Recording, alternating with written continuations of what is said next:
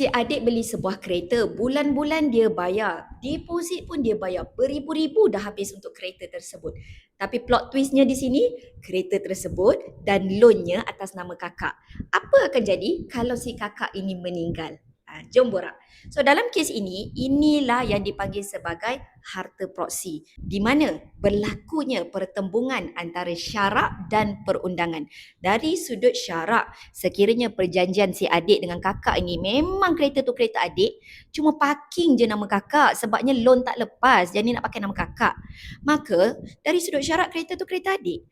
Tapi dari sudut perundangan, tengok hitam putih dalam geran kata kereta itu kereta kakak.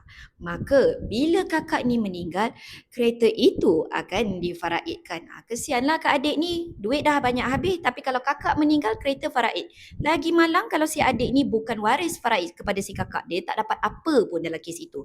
Jadi apa yang boleh dilakukan bagi mengelakkan situasi yang lebih rumit di kemudian hari? Pertama, si kakak ini maklumkanlah dulu kepada waris-waris bahawa yes, kereta itu nama kakak, tetapi kakak sebenarnya bukanlah pemiliknya. Sebaliknya pemiliknya si adik, parking je nama kakak.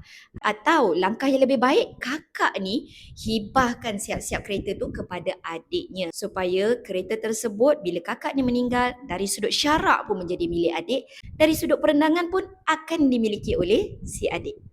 Elakkan pusaka bertukar puaka, kita jumpa di video seterusnya.